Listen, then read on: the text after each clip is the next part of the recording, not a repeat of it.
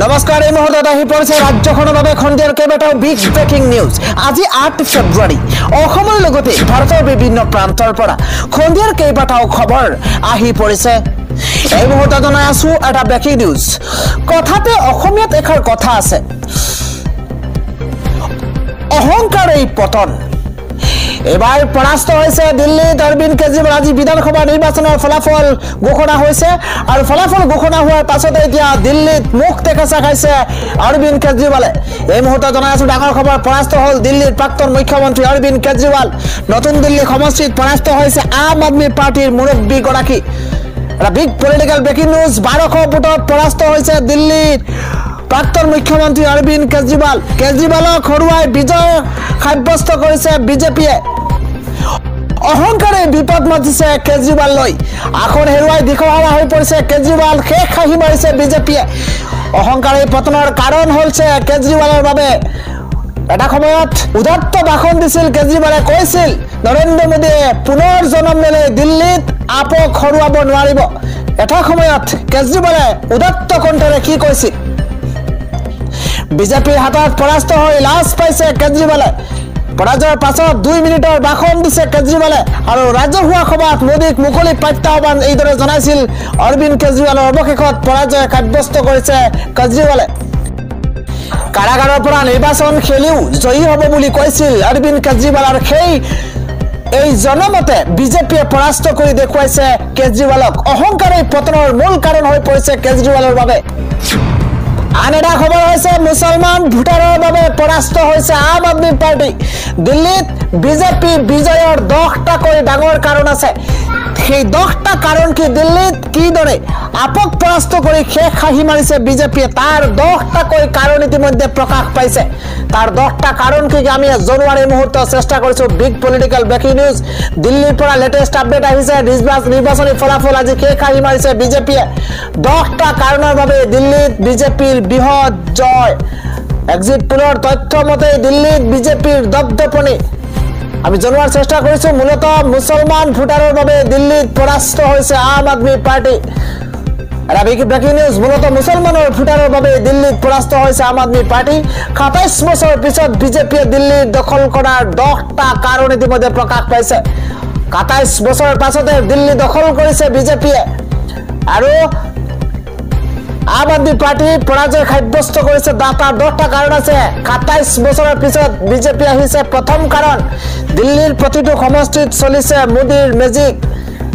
যাদু চলিল প্ৰধানমন্ত্ৰী নৰেন্দ্ৰ মোদীৰ স্বচ্ছ ভাৱমূৰ্তি আৰু স্পষ্ট দৃষ্টিভংগী। এটা বিগ ব্ৰেকিং নিউজ। দ্বিতীয়তে আন এটা কাৰণ হৈছে দিল্লীত বিজেপিয়ে দিয়া স্বচ্ছতা আৰু দুৰ্নীতি মুক্ত প্ৰতিশ্ৰুতি। আমি জনোৱাৰ চেষ্টা কৰিছো বিশেষ খবৰ। দ্বিতীয়তে দিল্লীত বিজেপিয়ে দিয়া স্বচ্ছতা আৰু দুৰ্নীতি মুক্ত প্ৰতিশ্ৰুতি দিছিলে। তৃতীয়তে উল্লেখ কৰা হৈছে কংগ্ৰেছ আপ AIMৰ মাজত সংখ্যালঘুৰ ভোট বিভাজন। উখলাৰ দৰে মুছলমান প্ৰধান সমষ্টিটো বিজেপিৰ জয়লাভ। চতুৰ্থতে 1 ফেব্ৰুৱাৰীৰ বাজেটত আয়কৰ ৰেহাই ঘোষণা, তাৰ কিছু কাৰণ দিয়া হৈছে। কিদৰে বিজেপিয়ে জয়লাভ সাব্যস্ত কৰিছে আৰু আম আদমি পাৰ্টি ধূলিসাৎ হৈছে, তাৰ 10টাকৈ কাৰণ ইতিমধ্যে প্ৰকাশ কৰা হৈছে। 5 নম্বৰ কোৱা হৈছে বিজেপিৰ ডাবল ইঞ্জিন চৰকাৰ প্ৰসাৰ আৰু প্ৰচাৰ। বিজেপিৰ ডাবল ইঞ্জিন চৰকাৰৰ প্ৰসাৰ আৰু প্ৰচাৰ কষ্টতে বিজেপিৰ কেন্দ্ৰীয় নেতৃত্বই কোৱা দিল্লীৰ নিৰন্তৰ উন্নয়নৰ কথা। সবাতোকৈ গুৰুত্বপূৰ্ণ খবৰ আজি ব্ৰেকিং নিউজ জনোৱাৰ চেষ্টা কৰিছো। আৰু ডাঙৰ খবৰ, সপ্তমতে আম আদমি পাৰ্টিৰ ভেটি দুৰ্বলতাৰ নেতিবাচক ভাৱমূৰ্তি। খুৰাক কেলেংকাৰী আৰু উৎকোচৰ অভিযোগৰ লগতে আপ নেতাক গ্ৰেপ্তাৰ। 8 নম্বৰ উল্লেখ কৰা হৈছে অনুশাসিত ব্যৱস্থাত বিজেপিৰ সাংগঠনিক গাঁথনি অতি শক্তিশালী।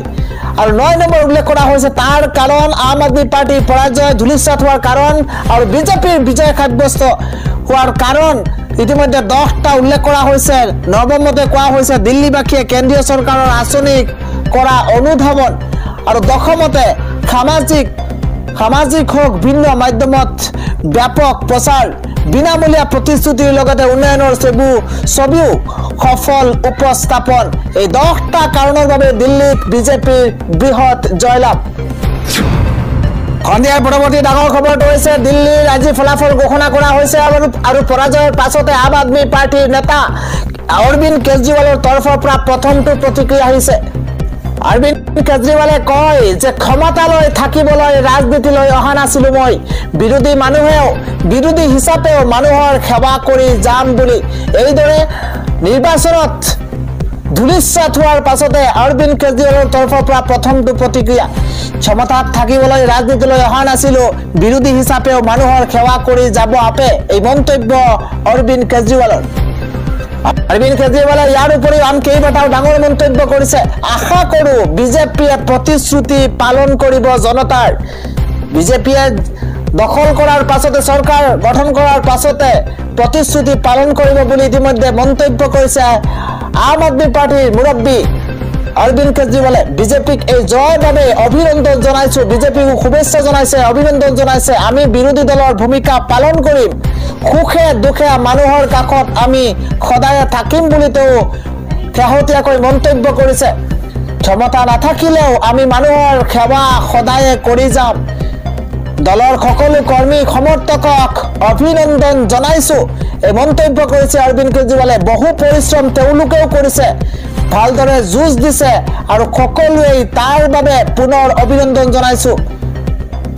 কেইবাটাও ডাঙৰ মন্তব্য কৰা পৰিলক্ষিত হৈছে আজি আম আদমি পাৰ্টিৰ নেতা অৰবিন্দ কেজৰিৱালে।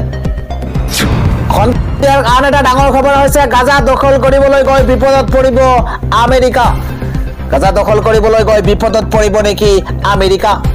ট্ৰাম্পৰ পৰিকল্পনাক লৈ মুছলমান দেশৰ এখন জৰুৰী বৈঠক। গাজা দখল কৰাত আমেৰিকাক বাধা দিব পাৰে চীন আৰু ৰাছিয়াই। আমেৰিকাৰ মতে গাজাৰ নাগৰিকক ইজিপ্ত জৰ্ডানে স্থান দিব লাগে। আমেৰিকাৰ সিদ্ধান্তৰ বিৰোধিতা কৰিছে সৌদি আৰব, কাটাৰ আৰু পেলেষ্টাইনে। আমেৰিকাই আগ্ৰাসন চলোৱা বুলি দাবী ইছলামিক দেশৰ। আন এটা ডাঙৰ খবৰ হৈছে এতিয়াৰে পৰা বিনা কাৰণত কৰিব নোৱাৰিব আৰক্ষীয়ে কোনো লোকক গ্ৰেপ্তাৰ। আৰক্ষীক নিয়ম শিকাই দিছে দেশৰ সৰ্বোচ্চ ন্যায়ালয়ে। নিয়ম নামানি আৰক্ষীয়ে গ্ৰেপ্তাৰ কৰা কাৰ্যক লৈ ক্ষুণ্ণ হৈ পৰিছে দেশৰ সৰ্বোচ্চ ন্যায়ালয়। যদিহে আৰক্ষীয়ে গ্ৰেপ্তাৰৰ কাৰণ নকয় সেয়া অবৈধ। আৰক্ষীক ধমক দিছে দেশৰ সৰ্বোচ্চ ন্যায়ালয়ে, কাৰণ নোহোৱাকৈ কাকো গ্ৰেপ্তাৰ কৰাটো অবৈধ। সৰ্বোচ্চ ন্যায়ালয়ৰ তৰফৰ পৰা ইতিমধ্যে উল্লেখ কৰা হৈছে বিনা কাৰণত গ্ৰেপ্তাৰ কৰি নিয়াটো অসাংবিধানিক বুলি দেশৰ সৰ্বোচ্চ ন্যায়ালয়ৰ তৰফৰ পৰা মন্তব্য কৰা হৈছে। আৰক্ষীয়ে ক'ব লাগিব গ্ৰেপ্তাৰ কৰাৰ কাৰণ। নিয়ম নামানি আৰক্ষীয়ে গ্ৰেপ্তাৰ কৰা কাৰ্যক লৈ ক্ষুণ্ণ হৈ পৰিছে উচ্চতম ন্যায়ালয়। যদিহে আৰক্ষীয়ে গ্ৰেপ্তাৰৰ কাৰণ নকয় সেয়া অবৈধ। সন্ধিয়াৰ আন এটা ডাঙৰ খবৰ হৈছে মাটিবাৰী নথি পত্ৰক লৈ আহি গৈছে ডাঙৰ খবৰ। তিনিটা প্ৰজন্মৰ নিয়মত 10টাকৈ জাতি জনগোষ্ঠীলৈ সকাহ, বৃহৎ সকাহ আহিছে।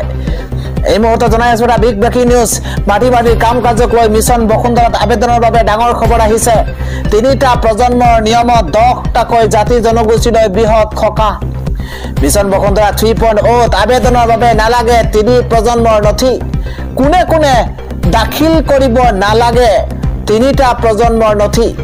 আহোম, কোচ, ৰাজবংশী, মৰাণ, মটক, চুতীয়াৰ লগতে অনুসূচিত জাতি জনজাতি, চাহ জনগোষ্ঠী, আদিবাসী আৰু গোৰ্খাৰ বাবে এই সুবিধা গ্ৰহণ কৰিব বিচৰাসকলে কৰিব পাৰিব আবেদন।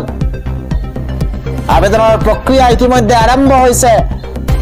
ভূমিৰ অধিকাৰ নোহোৱা বহু লোক ভুগি আছিল নিৰাপত্তাহীনতাত। ভূমিৰ অধিকাৰ নোহোৱা বহু লোক নিৰাপত্তাহীনতাত ভুগি আছিল। নামঘৰ, শিক্ষা প্ৰতিষ্ঠান আদিসমূহেও লাভ কৰিব ভূমিৰ অধিকাৰ। ফেচবুক লাইভৰ জৰিয়তে মুখ্যমন্ত্ৰী ডক্টৰ হিমন্ত বিশ্ব শৰ্মাই এই ডাঙৰ মন্তব্য কৰিছে। আন এটা খবৰ হৈছে এইবাৰ হিন্দু ধৰ্মৰ প্ৰতি অগাধ শ্ৰদ্ধা দেখুৱাইছে এইবাৰ বলিউডৰ জনপ্ৰিয় অভিনেতা সলমান খানে। সলমান খানে কয় যে গোমাতা মোৰো মা, মই গো মাংস স্পৰ্শ কৰি পোৱা নাই। হিন্দু ধৰ্মৰ প্ৰতি অগাধ শ্ৰদ্ধা এইবাৰ সলমান খানৰ। কেৱল মুছলমান ধৰ্মৰ লোক হোৱাৰ বাবেই দীৰ্ঘদিন ধৰে হিন্দুত্ববাদী সকলেৰ আক্ৰোশৰ বলি হৈ আহিছে বলিউডৰ জনপ্ৰিয় অভিনেতা সলমান খান।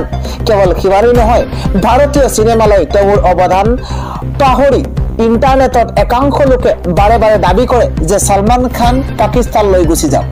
উল্লেখযোগ্য যে চিনেমাৰ জৰিয়তে সকলো ধৰ্মৰ মাজত সমন্বয়ৰ বাৰ্তা দি আহিছে সলমান খানে।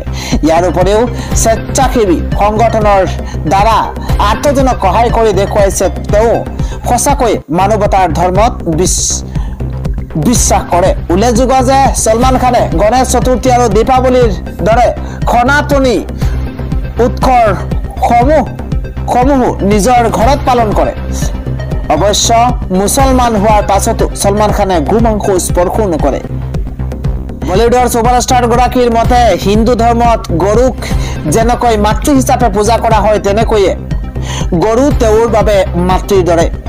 আন এটা গুৰুত্বপূৰ্ণ খবৰ হৈছে বাংলাদেশৰ পৰিস্থিতি অতিকৈ সংকটজনক ভয়ংকৰ পৰিস্থিতিৰ সূচনা হৈছে বাংলাদেশত কিমান গৰাকী হিন্দুৱে প্ৰাণ হেৰুৱাইছে আৰু কিমানখন মন্দিৰ ধ্বংস কৰা হৈছে তাৰ তথ্য ইতিমধ্যে জনোৱা হৈছে।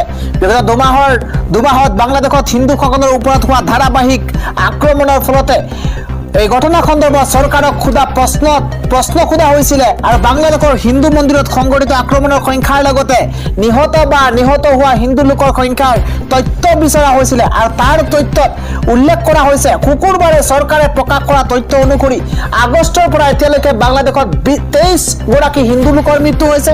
সমান্তৰালভাৱে 152টাকৈ মন্দিৰত আক্ৰমণৰ ঘটনা সংঘটিত হৈছে বুলি জানিব পৰা গৈছে।